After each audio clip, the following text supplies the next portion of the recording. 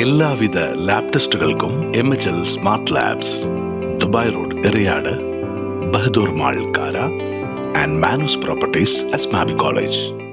ദേശീയപാത നിർമ്മാണത്തിനായി ഡ്രഡ്ജിംഗ് നടത്തുന്നത് ഉപ്പുവെള്ള ഭീഷണി ഉയർത്തുന്നു. നാട്ടുകാർ ജനകീയ പ്രതിഷേധ മാർച്ച് സംഘടിപ്പിച്ചു. NH-66 നിർമ്മാണ പ്രവർത്തനങ്ങൾക്കായി കണ്ടംകുളം ഭാഗത്തുകൂടി ഒഴുകുന്ന പുഴയിൽ നിന്നും കഴിഞ്ഞ 3 മാസമായി തുടരുന്ന ഡ്രഡ്ജിംഗ് മൂലം പരിസര പ്രദേശത്തെ കുടിവെള്ള സ്രോതസ്സുകളിൽ ഉപ്പുവെള്ളം കയറുന്നതായി ആരോപിച്ച് ജനകീയ പ്രതിഷേധ കൂട്ടായ്മ പ്രതിഷേധ മാർച്ച് സംഘടിപ്പിച്ചു.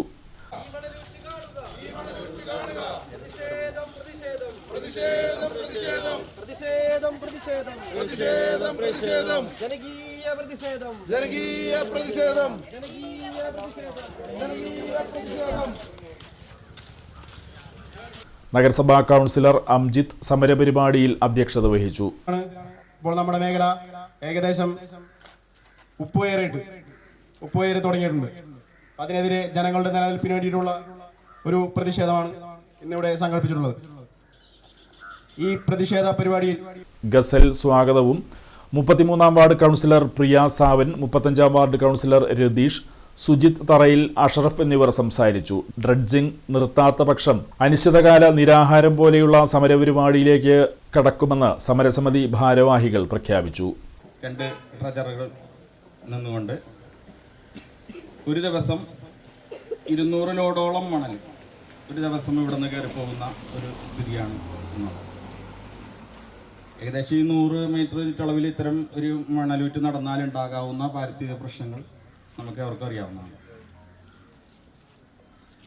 തീർച്ചയായിട്ടും നാഷണൽ ഹൈവേ നിർമ്മിക്കുന്നതിന് ഇത്തരം ഒരു മണലെടുപ്പ് അനുവദനീയമായിരിക്കാം. പക്ഷേ അതിന് വേണ്ട ഒരു മോണിറ്ററിംഗ് നടക്കുന്നുണ്ടോ എന്നുള്ളത് ഞങ്ങൾ സമരസമിതി മുന്നോട്ട് വെക്കണം. അത്തരം കാര്യങ്ങളിൽ ബന്ധപ്പെട്ട അധികാരികൾ കാര്യങ്ങൾ കൃത്യമായി പഠിച്ച് അവിടെ ഇപ്പോൾ എടുത്തിരിക്കുന്ന മണൽ എടുക്കാവുന്ന അളവിലാണോ, ഇനി തുടർന്ന് അവിടെ നിന്ന് എടുക്കാനുള്ള സാധ്യതയുണ്ടോ എന്നുള്ള പഠനങ്ങളൊന്നും നടക്കുന്നതായിട്ട് കാണുന്നില്ല. പഠനങ്ങളോ അല്ലെങ്കിൽ അതിൻ്റെ മേൽനോട്ടമുള്ളതായിട്ടൊന്നും ഈ പ്രദേശവാസികൾക്ക് ബോധ്യപ്പെടുന്നില്ല.